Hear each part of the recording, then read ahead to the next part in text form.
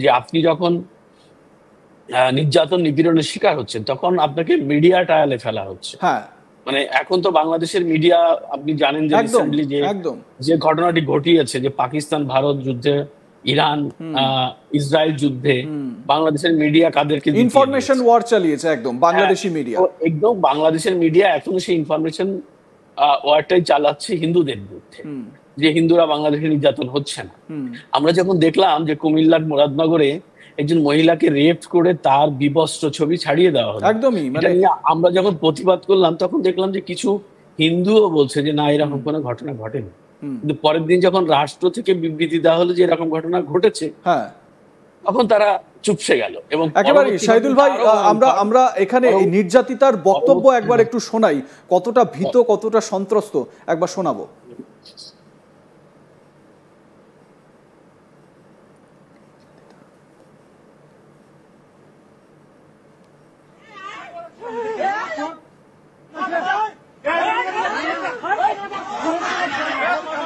সে আমাদের একটা জামালা নিয়ে ওর কাছে আমরা গেছি, জয়নাল মোল্লার কাছে।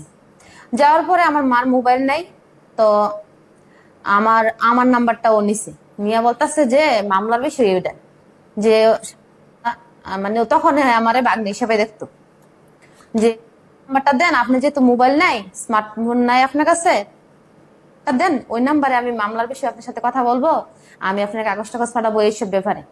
তখন আস্তে আস্তে আমার লোক ফেসবুকে অ্যাড হইছে, আমার বড় ভাই বর্দা, ও আমার না করছে যে ওর সাথে কি লেগে অ্যাড হইছো তুমি, আমার অনেকেই আরো বলছে। তা আমি বলছি যে জামালাটার বিষয়ে ওর লোকে অ্যাড হইছি, অন্য কিছুই না।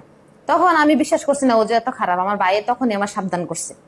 তখন আস্তে ধীরে ও আমার মেসেজ লেখে, এটা অনেক কিছু লেখে, ছবি দেয়, এটা আমি তখনও গুরুত্ব পাবে নিছি না। আমি আমার মারে কই যে মা এগুলা কি, এবার তো আমার ছবি দেয়, এটা হেডা অনেক মেসেজ করে, সুন্দর সুন্দর মেসেজ লেখে।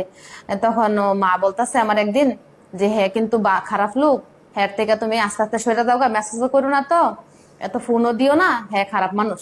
যে আমি বলতেছি যে মা আমি যদি হ্যাঁ আমি বলি যে আপনার সাথে আমি আর কথা বলবো না, এগুলো দিয়ে দেন না বললেই হ্যাঁ আমার গালিগালাজ করে, ও মানে নোংরা কথা বলে বাড়িতে এসে হাজির হয়ে যাবে।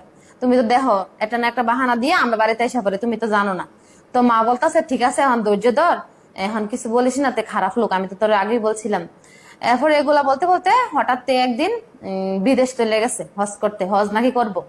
তো হজ করতে গেছে, তখন আমার মা বলতেছে যে এখন মকা আছে, তুই তার ব্লক দিয়ে দে, তে খারাপ মানুষ, তে যখন 2-3 মাস লেগে হজ করতে গেছে, এখন ব্লক দিয়ে দিলে এখন আর তে কিছু করতে পারবো না। তা আমরা যেহেতু হিন্দু, মান সম্মানের বই এতদিন সমাজের কারোর কাছে বলি নাই, বা হ্যাঁ ওই ভাই রহিম পারভেজ চেয়ারম্যান, বর্তমান চেয়ারম্যান, কয়েকজন টুকটাক মানুষের কাছে আমরা বলছি, সবার কাছে বলি নাই, কারণ হিন্দু তো আমরা একটু ভয় পাই মান সম্মানের। সে আমাদের একটা জামালা নিয়ে ওর কাছে আমরা গেছি, জয়নাল মোল্লার কাছে। যাওয়ার পরে আমার মার মোবাইল নাই, তো দর্শক বন্ধুরা আপনারা শুনলেন হিন্দু এই মহিলার বক্তব্য। শাহিদুল ভাই স্পষ্ট তার বক্তব্যে যে ভয়, কতটা আতঙ্কে রয়েছেন সেটা স্পষ্ট। একই সঙ্গে তিনি এটাও বলছেন যে আমরা তো হিন্দু, মান সম্মানের ভয় পাচ্ছি, সেই কারণে বলতে পারছি না। বাংলাদেশে প্রত্যেকটি হিন্দু বাড়িতে একই রকম সিচুয়েশন এই মুহূর্তে বিরাজ করছে। শাহিদুল ভাই। একদমই তাই স্বপন। বাংলাদেশের যে পরিস্থিতি, মানে হিন্দুরা নির্যাতন নিপীড়নের শিকার হচ্ছে, কিন্তু তারা বলতে পারছে না, কারণ কাকে বলবে? আমি তো বললাম যে রাষ্ট্রযন্ত্র যখন মদত দেয় এসব সন্ত্রাসীদের, তখন প্রতিবাদ কার কাছে করবেন, কে আপনাকে সাপোর্ট দেবে? তো সেই জায়গাটি তো তৈরি হচ্ছে না। আর এখানে সবচেয়ে বড় সমস্যাটা বাংলাদেশে এই মুহূর্তে হয়েছে, সেটি হচ্ছে যে এই যে বাংলাদেশের সংখ্যালঘু সম্প্রদায়, এরা যে সৌহার্দ্য সম্প্রীতির মধ্য দিয়ে বসবাস করতো বাংলাদেশে, তারা যে মানুষগুলো তাদের পাশে দাঁড়াতো মুসলিম সম্প্রদায়ের, তারা 2024-এর 5 আগস্ট ঘর বাড়ি ছেড়ে পালিয়ে গেছে, নিজেদেরই জীবন বাঁচছে না। তাদেরকেও ঠিকই একই কায়দায় এর চেয়ে বিভৎসভাবে হত্যা করা হয়েছে, লুটপাট করা হয়েছে, ভাঙচুর করা হয়েছে।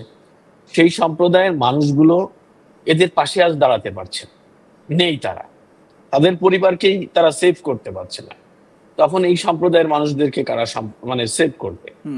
বরং এখন যেটা হচ্ছে যে এই হিন্দু সম্প্রদায়ের লোকজন নির্যাতিত নিপীড়িত হচ্ছে, সেখানে আলোচনা আসছে যে বিএনপি বা জামাতের লোকজন করছে, কিন্তু সরকার বলছে সেখানে আওয়ামী লীগের লোকজন করছে, যেখানে 10 মাসে আওয়ামী লীগের লোকজন রাস্তায় দাঁড়াতে পারছে না, ঘরে ফিরতে পারছে না, মা বাবাকে দেখতে পারছে না, স্ত্রী সন্তানের সঙ্গে ঘর করতে পারছে না, সেখানে দাঁড়িয়ে তারা কিভাবে নির্যাতন করছে একদমই তাই।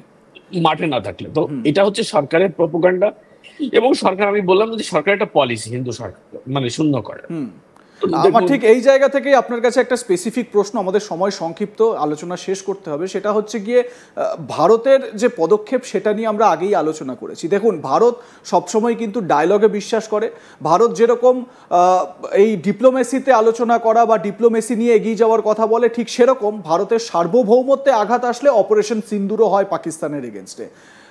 বাংলাদেশে এখনো পর্যন্ত এই রকম সিচুয়েশন বাংলাদেশের অভ্যন্তরীণ বিষয়, ভারতের সার্বভৌমত্ব এতে নষ্ট কিছু হচ্ছে না। কিন্তু যদি সেরকম সিচুয়েশন আগামী দিনে হয়, তাহলে কি, একদম স্পেসিফিকভাবে প্রশ্ন জানতে চাইবো, এরকম অপারেশন সিন্দুর বাংলাদেশের এগেনস্টেও হলেও হতে পারে? দেখুন, এটা তো ভারতের পলিসির ব্যাপার, কিন্তু বাংলাদেশে যেভাবে সাম্প্রদায়িক শক্তি এবং জঙ্গিবাদের উত্থান ঘটাচ্ছে, এবং যাদের বিরুদ্ধে অপারেশন সিন্দুরের কথা বললেন, সেই অপারেশন সিন্দুর কিন্তু বাংলাদেশে তারাই কিন্তু বাংলাদেশটাকে অপারেট করছে। সেই আইএসআই বাংলাদেশের অভ্যন্তরে ঢুকছে, তাদের কর্মকর্তারা। কালকেও আমরা দেখতে পেয়েছি, বিভিন্ন ইন্টেল সোর্স আমাদেরকে জানিয়েছেন যে পাকিস্তানি 4 জন জেনারেল কক্সবাজার কেন্দ্রিক একটি সেনা ঘাঁটিতে তারা পরিদর্শনে গেছেন, হঠাৎ করে তাদের পাসপোর্ট পর্যন্ত আমরা দেখতে পেয়েছি। মানে এটা কনফার্ম খবর।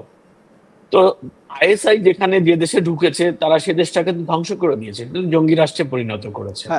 আমি বারবার একটা জিনিস বলি, শুনুন স্বপন, আমাকে একটু যদি সময় দেন আমি বলি যে দেখুন, 1947-এর পর ভারত এবং পাকিস্তান নামে যে দুটো রাষ্ট্র হয়, তার মধ্যে পাকিস্তান কিন্তু আজ অব্দি রাষ্ট্র হতে পারেনি। ভারত একটি রাষ্ট্র হয়েছে, এবং পাকিস্তান ভেঙে বাংলাদেশ নামে একটি নতুন রাষ্ট্র হয়েছিল, এবং সেটি চেষ্টা করেছিল রাষ্ট্র হিসেবে বিশ্ব দরবারে প্রতিষ্ঠিত করতে। কিন্তু পাকিস্তান সেটা হতে দিল না। এই 2024-এর জুলাই আগস্টে তারা তাদের জঙ্গি সমর্থিতদের দিয়ে একটি নির্বাচিত সরকারকে উৎখাত করার মধ্য দিয়ে বাংলাদেশটাকে তাদের কাতারে নিয়ে গেল। তারা কারা? পাকিস্তান হচ্ছে একটি, আমি আবারও বলছি যে পাকিস্তান কোনো দেশ না, রাষ্ট্র না। পাকিস্তান একটা ভাড়াটিয়া সন্ত্রাসী গোষ্ঠী, যারা বিভিন্ন জায়গায় ভাড়ায় জঙ্গি সরবরাহ করে থাকে, যুদ্ধ করে থাকে। এটা হলো পাকিস্তান। তো সেই পাকিস্তান বাংলাদেশের অভ্যন্তরে ঢুকে গেছে 2024-এর আগস্টে, এবং তারা সেই জঙ্গিবাদের চেতনা, তাদের যে কাতারে নিয়ে বাংলাদেশকে সেই কাতারে নেওয়ার জন্যই তারা এখন কাজ করে যাচ্ছে, যে বাংলাদেশ আমাদের ছিল, আমরা সেরকম পূর্ব পাকিস্তানটাকেই আবার আমরা ফিরাই আনতে চাই। এটাই তাদের প্রচেষ্টা। তো সেখানে দাঁড়িয়ে ভারতের নিশ্চয়ই এটি নিরাপত্তার জন্য হুমকির কারণ হচ্ছে দিনের পর দিন।